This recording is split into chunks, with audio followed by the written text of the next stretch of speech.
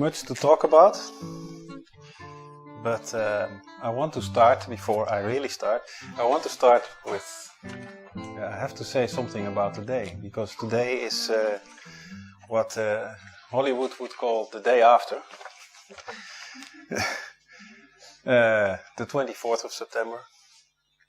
And since about a month ago we said so much about the 23rd of September, we have to say something also about this day.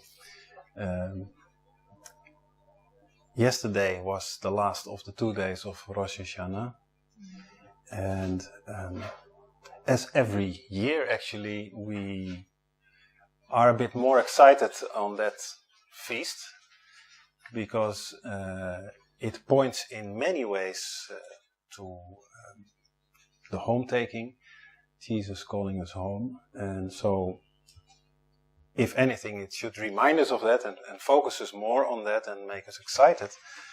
And secondly, all but one event, a major event in Jesus' life, happened on a feast. And the only thing that was not on a feast was his ascension.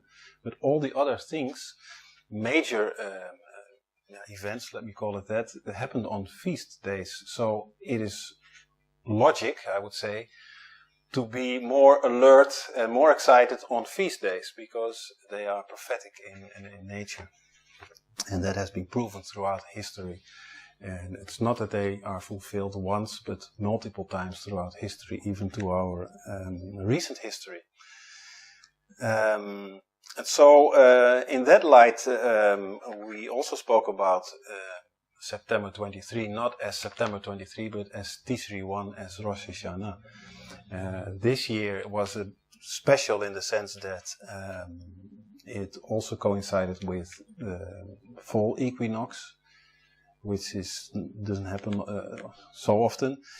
And there was this much spoken about Revelation 12 sign.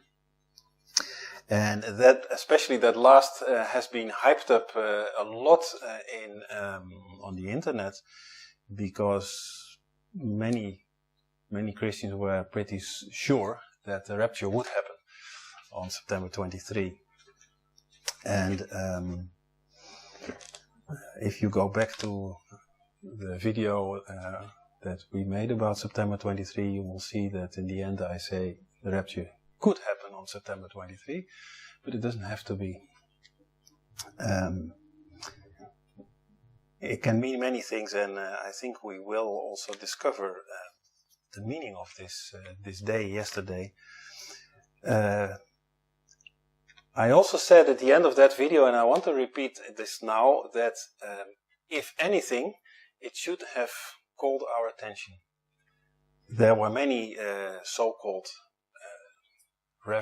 September 23 prophecies on the internet. All of a sudden people had visions and dreams and all kinds of things, and found all kinds of links in scripture, in movies, in whatever about September 23. So they were expecting things, and biblically there is no such thing as a September 23 prophecy. So we have to always match everything with scripture, and if it's not there, then we need not to pay too much attention to it. Then the mainstream news also picked it up and began to talk about the end of the world. Well, for Christians, we should laugh a bit, actually, if it were not so sad, because we know there is no such thing as the end of the world in at least another 1,000 years. So that's of course a non-issue, but this was in the news, and there's one article I want to mention, and that's this. This was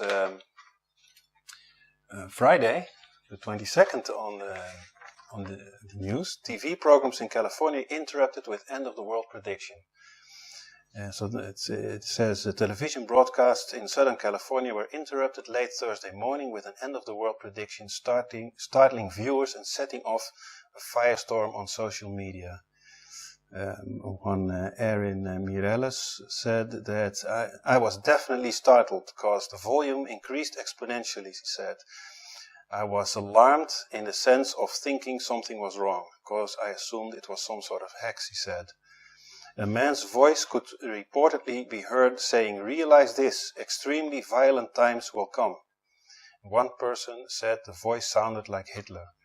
Okay, then it goes on to say that it was a test and they made a mistake. Someone forgot to push a button. Okay, and it also continues to say the report said it was unclear if the alert had anything to do with the Christian numerologist who recently claimed the world will end Saturday when a planet will supposedly collide with Earth. This was, by the way, in the news also the days before. They were quoting David Meade, I think you pronounce it, who is called a Christian numerologist, who predicted that the world would end on September 23. So, in my opinion, he's not a real Christian because he should know that this is unbiblical. But anyway, referring to Luke 21, verse 25, 26, this was all in the news. And by the way, this is Fox News. This is not some woo-woo channel somewhere far away. This is mainstream news. And they were broadcasting this, and of course it's a message to the people that something might be around the corner. And I think many people, I'm not speaking about Christians in particular, but many people know that something is happening. We spoke about, I'm not going to repeat all this, but we spoke of course about the recent increase in earthquakes. Also, by the way, yesterday again, the increase in natural disasters, if you want to call them that, the hurricanes and typhoons and all this, but also the war drums that are beating. And it says here on the same page, this yellow alert popped up saying North Korea may test a hydrogen bomb in the Pacific. And yesterday, American bombers flew along the coast of North Korea, and the Minister of Foreign Affairs of North Korea said in the UN yesterday also that an attack on the United States is inevitable. So they are calling this out to each other that they will destroy each other. This is, by the way, very ironic. This is during the UN meeting, which is now these days in New York, with the theme peace and security. And we know from Scripture when they say peace and security, sudden destruction will come. But that's the theme. And on that, the opening, actually, the speech of Trump, he said that Rocketman, referring to Kim Jong-un, Rocketman is on a suicide mission, and if necessary, he said, we will destroy North Korea. And now North Korea has returned that with words, that is, same way Iran is saying they will destroy Israel, and Israel is saying they will destroy or preemptively strike Iran or Iranian facilities in Syria, which, by the way, they also did 2 days ago near Damascus. So there is lots of things going on and much more. There is no way that there is peace and security. And the United Nations is not united at all. They are more divided than ever. So many things are going on, and which shows that we are very much in the season that Jesus spoke about. And again, this whole sign pointing to September 23, Rosh Hashanah, should at least have gotten our attention and woken us up. And what I was thinking this morning is, what if the rapture would have happened yesterday? What if it was so? most likely, we would not be here. We would be home. But who would be here? What about your children, your husband, your wife, your loved ones, your colleagues? Where would they be?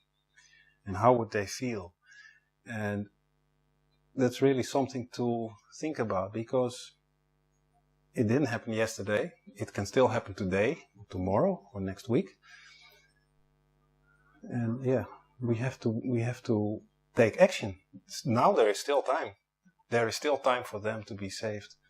And we don't know how much, but again, we see that we're in the season, so it doesn't seem that there is so much time. So again, it should at least have gotten our attention and make us move to do what we are called to do.